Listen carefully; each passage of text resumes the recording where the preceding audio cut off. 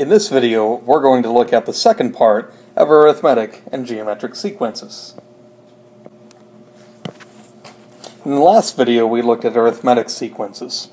Now we're going to shift gears and look at geometric sequences. So first, let's learn to write the terms of a geometric sequence. Given an explicit formula, a sub n is equal to 2 times 4 to the n minus 1, write the first 4 terms of the sequence. To do this, we're going to find the first term by putting a 1 every time we see an n. So a1 is equal to 2 times 4 to the 1 minus 1 power. So order of operations tells us do 1 minus 1, that's 0. 4 to the 0 power is 1, and 2 times 1 is 2. So our first term is 2. Now we find the second term the same way. 2 times 4 to the 2 minus 1 power. We'll do 2 minus 1 first, that's 1. 4 to the first is 4. 4 times 2 is 8. Third term. To find a3, we're going to take 2 times 4 to the 3 minus 1. 3 minus 1 is 2. That gives us 4 to the second power, which is 16. And 16 times 2 is 32. Any idea how to find the fourth term? 2, 8, 32. Say it with me. It's like Dora. 2, 8, 32. We're multiplying every time by 4. 128 is the fourth term. We could put in 4 to see that happen. So, geometric sequences. The explicit formula for them is like this.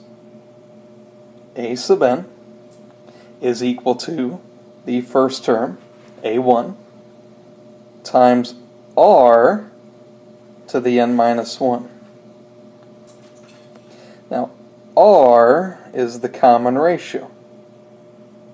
Since we're talking about geometric sequences, these are sequences where we're multiplying or dividing.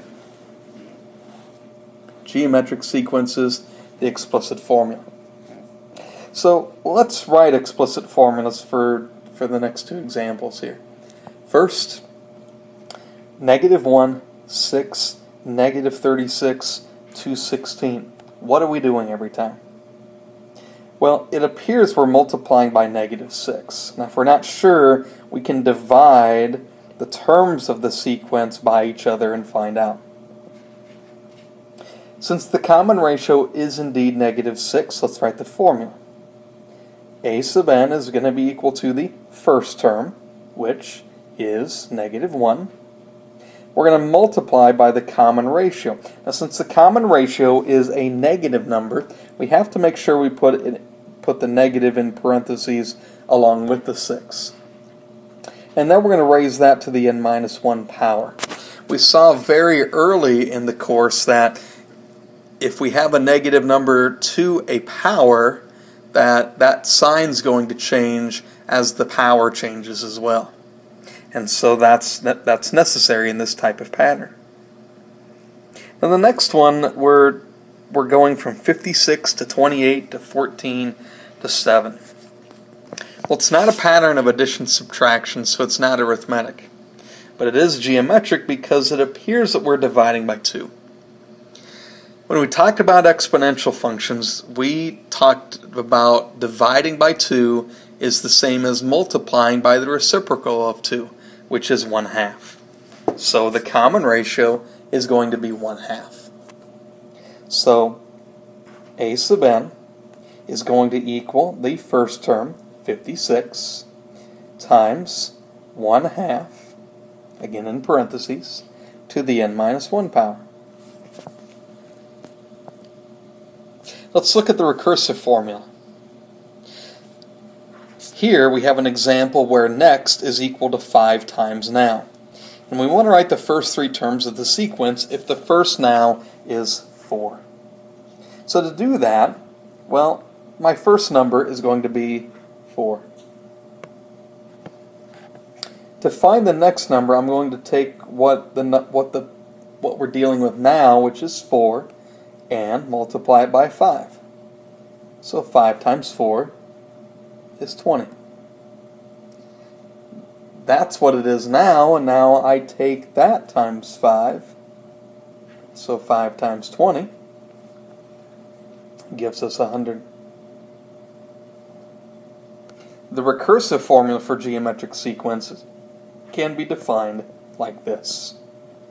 Next, or the next number, is equal to whatever it is now times r, and again r, not the bad r, that's better. R is a common ratio. That's what we're multiplying or dividing by. But again, we always want to keep it multiplication. So let's look at our final 2 examples here. So again, this pattern we're multiplying by -6 every time. So the way we would write it is we have to identify what we're going to start with. So now it's -1.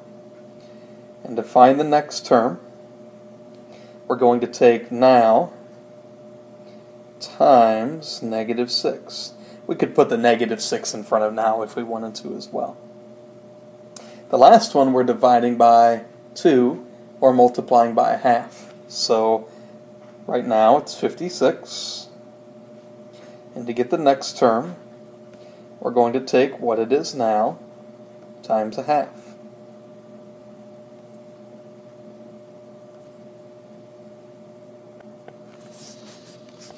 So now I'd like you to look at the table here.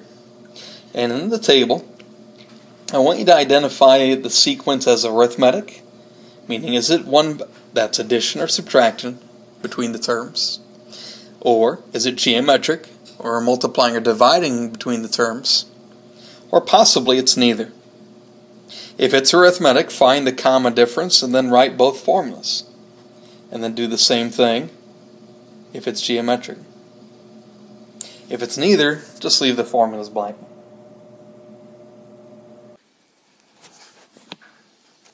Alright, let's see how you did.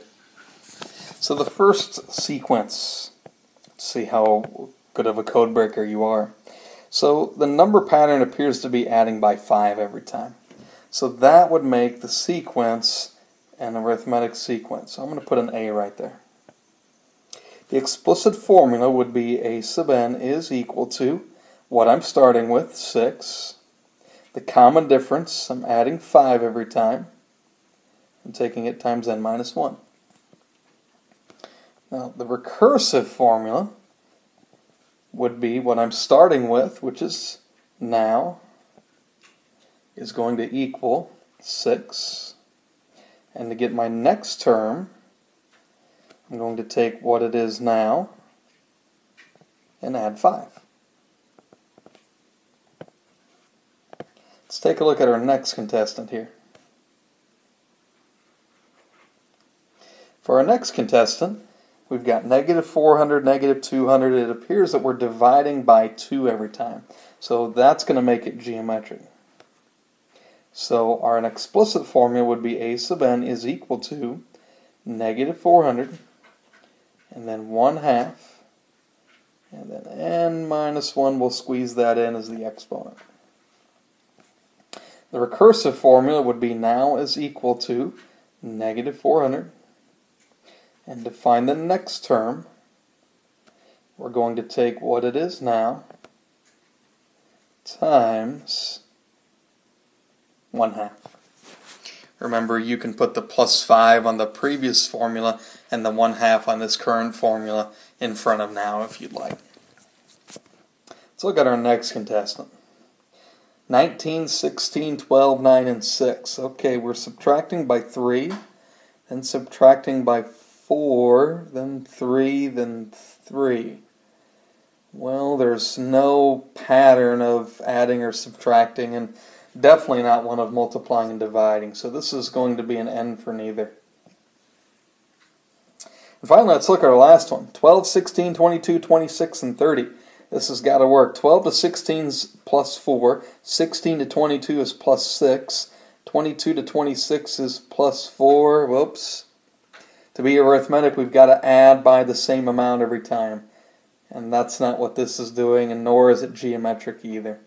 So this one is going to be an N for neither as well. So this is the conclusion of arithmetic and geometric sequences. And being able to write these formulas is kind of nice because as you use spreadsheets down the road and have to write a series or sequences of numbers, the formulas that you're writing can be put into a spreadsheet rather nicely to kick these combinations of numbers out for you. We'll see you again another time.